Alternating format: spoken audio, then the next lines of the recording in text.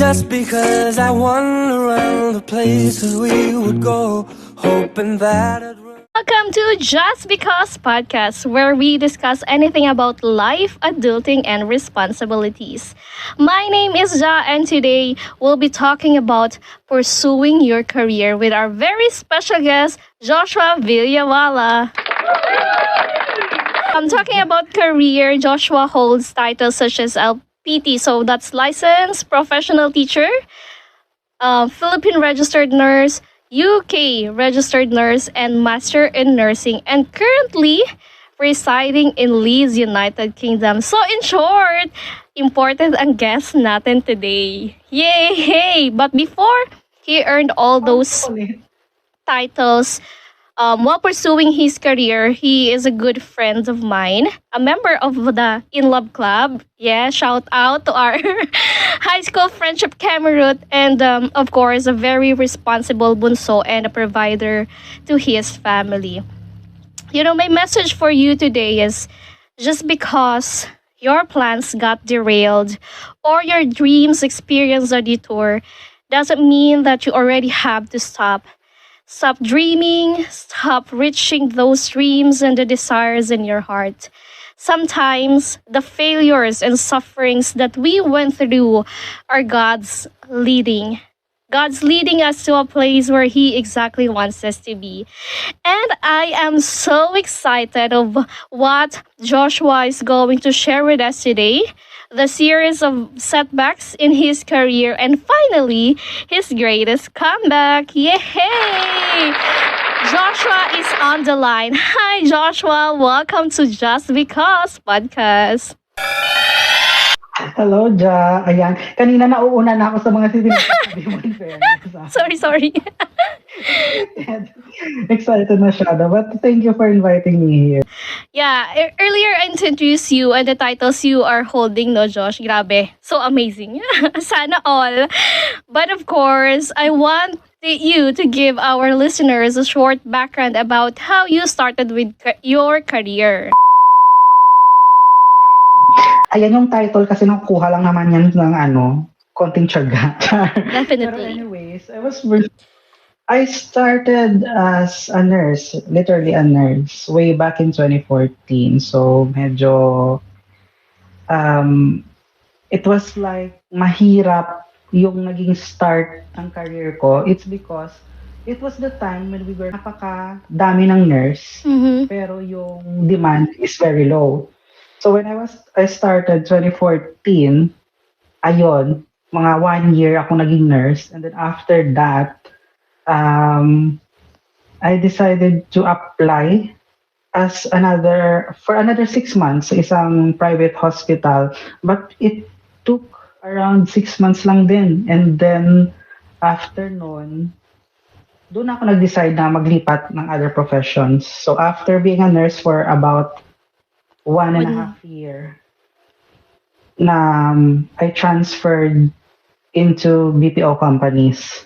Yung BPO companies na yon, nag-hire ng mga nurses for nursing accounts. So yung ginagawa namin, nag-check na kami ng mga documentations from the US, and also it took me around 2 years. And then ayun, nag-start ka in another profession, napakahirap siya mag-adjust. And then after it, you are craving naman na maghanap ng other professions that will suit your capability. Yes. So that's where I decided to take units in education habang nagko-call center ako. Ang galing. So it was a year. Oo, mahirap siya. It took me a year to study units in education. Actually, kasama ko that time si Jessa, one of our high school classmates din. Yes. I am aware. Yeah. So, ang nangyari is, I think I was working in the call center. Siya nagtatrabaho din sa call center. But she can make her schedule fit dun sa Saturday classes namin. So, awa ng Diyos, natapos yung units in education. And then by September 2017, kumuha kami sa Biden ng exam for teachers. Ayun, nakapasa. Yay! Yes, ayan. Lakpakan naman tayo. Surely. Anyways, ayun. So, ano nangyari is, after I passed the licensure exam for teachers noong 2017, hindi ako agad nakapractice ng pagiging teacher. Mhm. Because during that time, my grandfather um, started to, kumbaga, yung kanyang health nag-diminish na. Mhm. So what I can do is, mag-alaga kay lolo at the same time, mag-stop talaga ako ng trabaho. Kasi pag nagtrabaho ako, walang magbabantay Mag-aalaga sa lolo ko. And knowing that I am the only nurse in the family, yun, ikaw dapat yung, kumbaga, magbabantay. I can attest that most of the nurses in the Philippines, yan kasi yung naging perspective natin. Pag may nurse sa pamilya, pag may healthcare member sa pamilya, ikaw yung magbabantay. So ayun, it took me around a year din. Natigil ako sa pagtatrabaho a year nang nagbabantay lang sa lolo ko. Hindi ko alam yan. And Hindi ko alam yan. nung nawala si lolo, doon, may sunod-sunod yung blessings. I Wow. started applying around 2018 sa isang private school dyan sa Bacolod. And then, gladly, I was able to enter the world of teaching profession. I started in a senior high school for around 2 years. And then the succeeding years, nakapag-teach din ako. Pero, bumalik ako doon sa dating profession ko, which is nursing. So, Oh. yung nangyari, nagtiteach ako ng senior high, nagtiteach din ako sa nursing. And then, nagsasabay-sabay. May loading ako doon sa senior high, naglo-load din ako doon sa nursing. So, medyo, masasabi ko din na nagamit ko yung knowledge ko during my nursing years. Of On that course, time. diba? And then, by the year 2022, ayun, doon na kami nag-chat nung dating friend ko rin. No? So, ayun. Siya yung nag-invite sa akin na mag-apply dito, si Davey. Hi, Davey. Shout out to Davey. Yeah, shout out to you, Mami So, nag-invite Davey. sa akin na, sabi niya, you've been there for already several years. And then, I know your capability as a nurse. Si 22, fast forward, nag-apply si Bakla. Ayan, nag-apply, nag-try ng mga applications, kumuha ng mga English test, and ayan, 2023, andito tayo ngayon sa UK. Wala na Yes. palakpakan dyan. Praise Lord. Praise God So, for... currently, nagtatrabaho po ako dito sa UK as theater nurse. O, pag sinabi natin theater nurse, nag-a-assist tayo during surgeries. And thank God, kasi dito naman ako nailagay sa area na gustong-gusto ko talaga. Ay, nice. That's nice. I'm so happy for you. I mean, you deserve all that. Diba? Oh, so parang naging dalawa yung ano mo, no, profession, nursing and then teaching. Is becoming a nurse really the career you wanted to pursue? Even when you were younger, do you feel that ito yung dream ni Lord na is this a dream that God planted in your heart? Basically kasi, when I was in high school, doon ako natutorn in choosing a career. It's Yeah. either I will push through with my childhood dream na maging healthcare practitioner Mm-hmm. or mag-try ng other different healthcare na courses aside from nursing. So actually, nung high school tayo, one of my dream profession is physical therapy. Yun yung naaalala ko, physical therapy.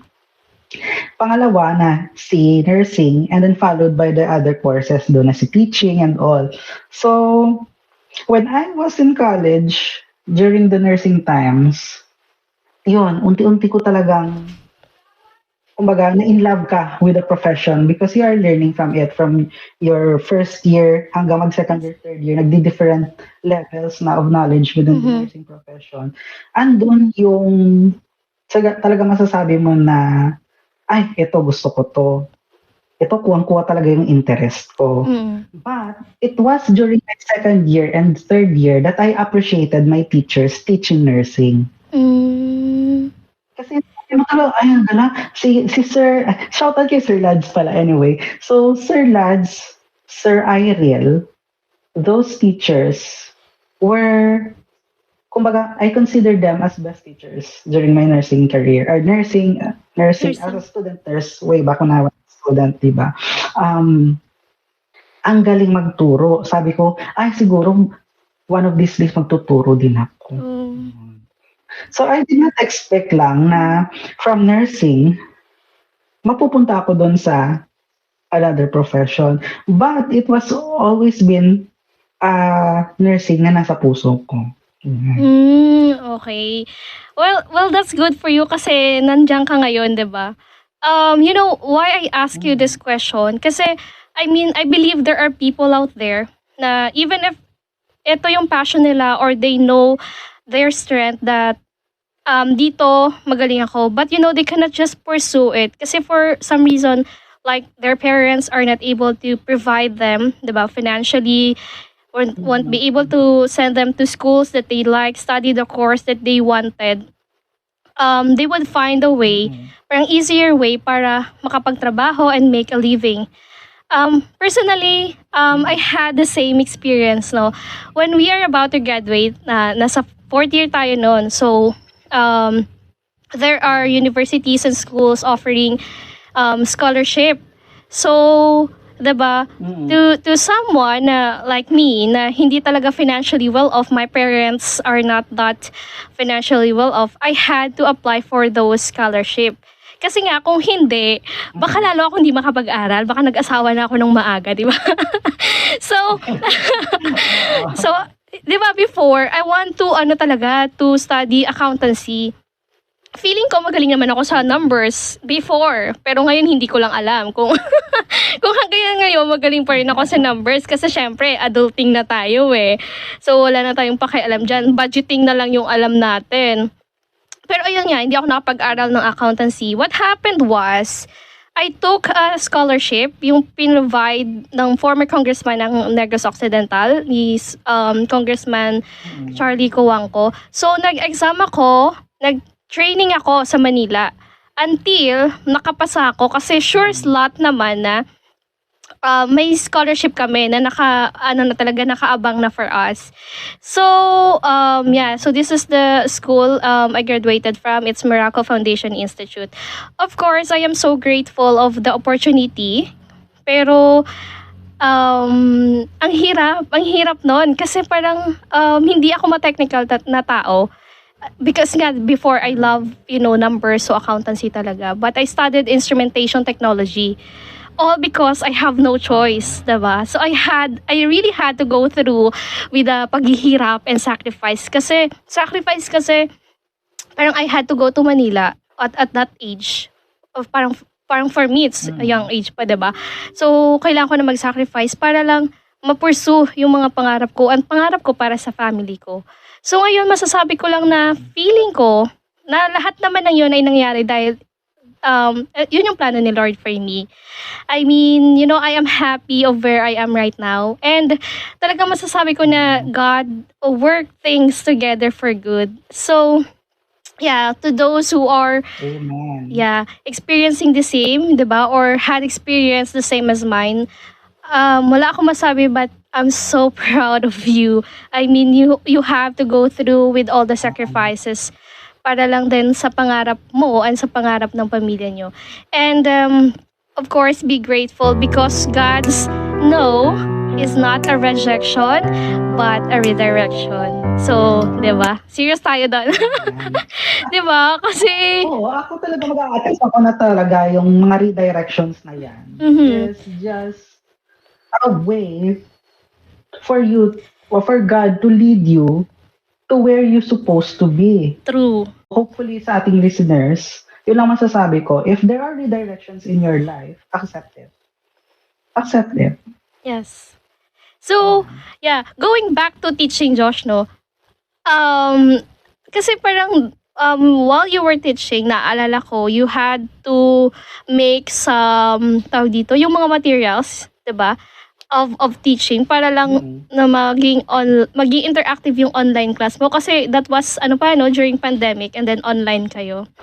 Yeah. And then doon talaga lumabas lahat ng talent na. Yun, 'di ba? Oo. Yeah. So doon mo lang din na-discover mismo na bukod sa teaching and nursing, may iba ka pa palang talent? Siguro nasa personality rin ng tao. Because if people would know, especially you and my high school friends, kasi tayo magkakabarkada, alam natin, we are the type of persons, the entertaining. Tayo yung nakakatawa, tayo yung nagpapatawa. And if yung personality mo nag-fit doon sa profession mo, mas nagiging Magaan. complex, mas nagiging effective ka doon sa ganung field. So, I think kung sino ka depends also on how you deliver yourself in your chosen profession. You have to fit in your personality, your strength doon para makuha mo yung attention nila at maging effective ka at the same time. Dahil na-discover mo yung talent mo about, making contents or yung mga videos, na kapag meron kang vlog, Joshua V. Di ba? Promote natin yung sa mga nakikinig ngayon, subscribe kayo doon sa YouTube. Joshua V. Joshua V. Nandun yung discussions ko for disaster risk reduction na topics. Nandun din yung general biology 2 topics. And I am planning to change the privacy of my nursing discussions into public. Oh, wow. Kasi I was able to teach nursing informatics before. More on technology siya na concept. So, I suppose na makakatulong yon for second-year students taking nursing informatics, and at the same time, sa mga nagre-review for board exam, I have my discussions there. So, ipapublic ko yung setup noon within the week, and hopefully, mapapakinabangan ng mga listeners. Yes. I-ano natin yan. Ipopost natin dito sa video na to yung page mo para makapag-like and subscribe yung mga people. Yes.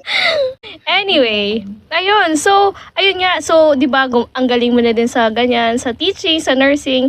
And I believe teaching is a noble profession. Bakit hindi mo pursue yung pagiging teacher? Why pursue nursing instead of teaching? And take note, nursing ka pa in another country, hindi sa Pilipinas. Oo, so masyadong mahirap yung adjustments. So why did I return to nursing when I was in fact already, sabi mo, nasa peak ako ng profession ko.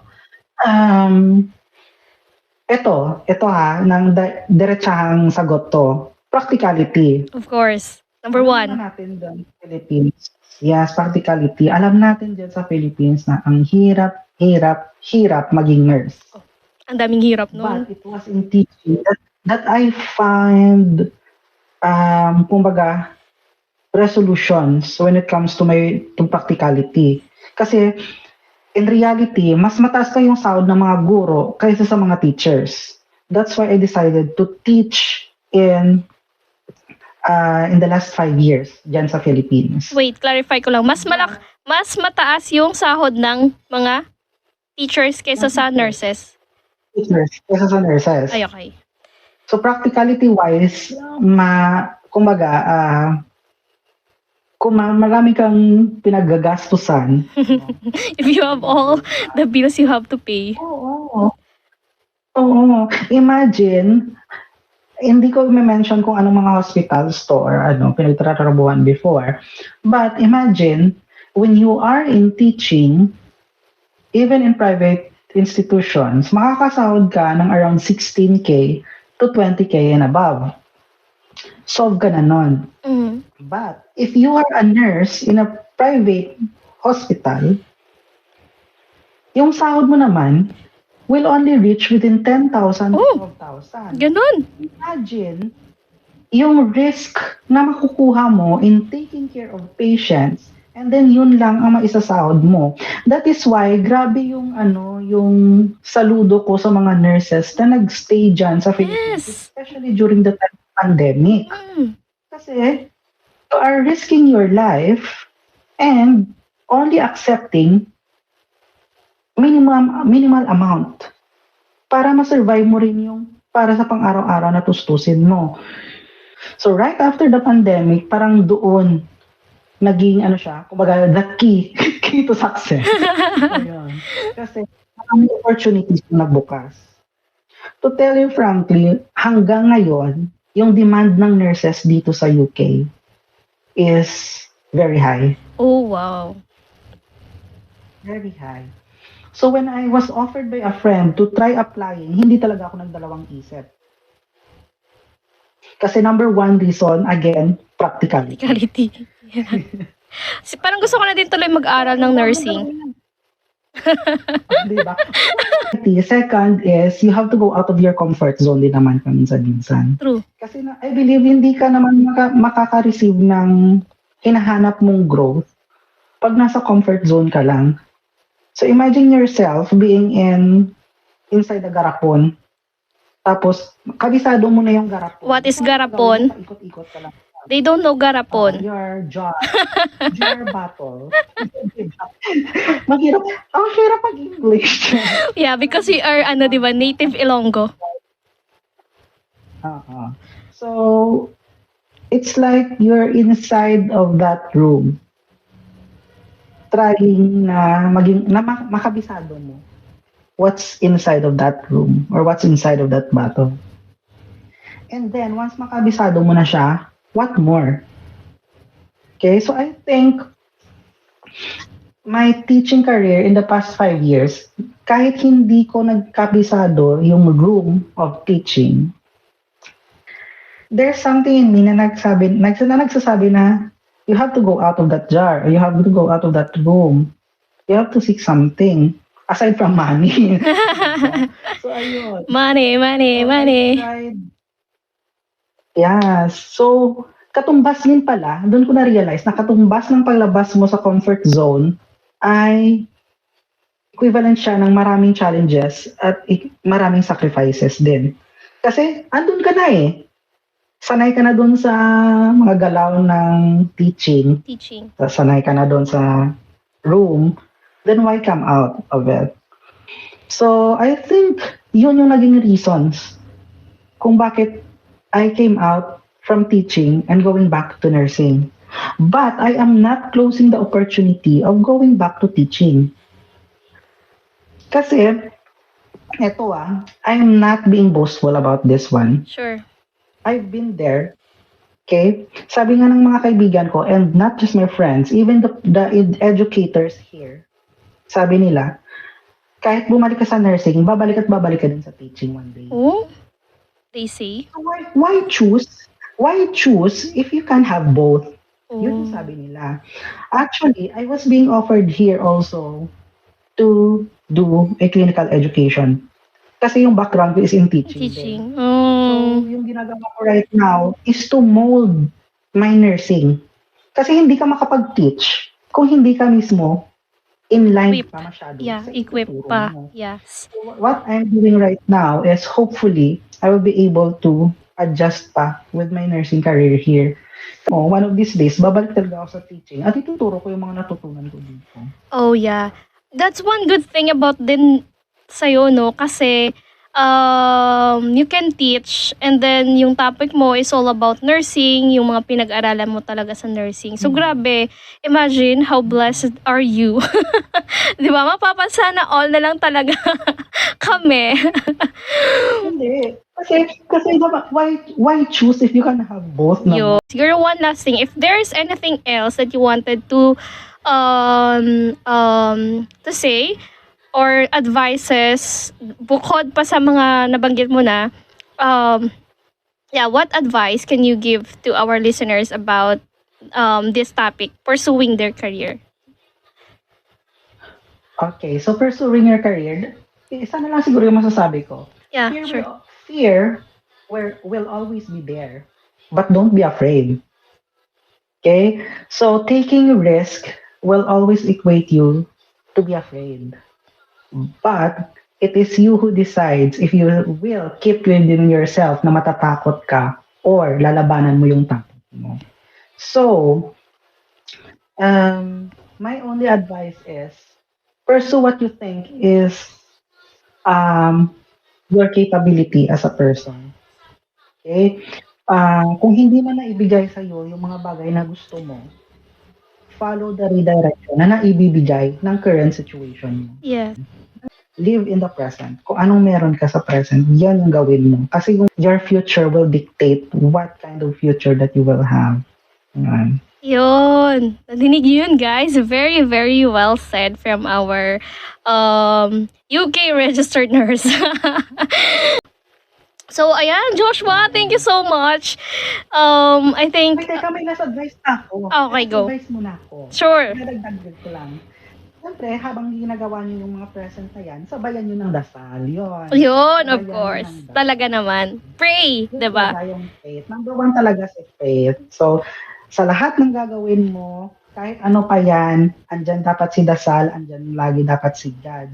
Na magsaserve as your Guide. leader. Hindi Yeah. yung leader na siya talaga yung leader. Of course, given na yun. Yung lead na meaning, siya yung mag-guide sa'yo all throughout your plans. Yes, So, of course. surrender everything to Him and everything else will Follow. Yes. So, do not fear and always, pray. Kasi talaga namang si Lord talaga yung nagbibigay. I mean, God will complete whatever plans that He started in you. So, always have faith, guys. So, ayan. Thank you so much, Joshua, for joining us and for sharing us your experiences in pursuing a career. So, hopefully may nag-win kayo sa aking mga na-share. Thank you, everyone. Of course. And, I am so proud of you as a friend. So, hashtag you deserve all this. And, hindi lang ako, of course, the In Love Club and your family, I believe, is so proud of you as well. So, ingat ka lagi dyan and magpakayaman ka, ha? Magpakayaman ka para malibre mo naman kami pagdating mo. Ako, sabay-sabay tayo ni Mama. Of course. Ayan, so to our listeners, thank you to you as well, guys.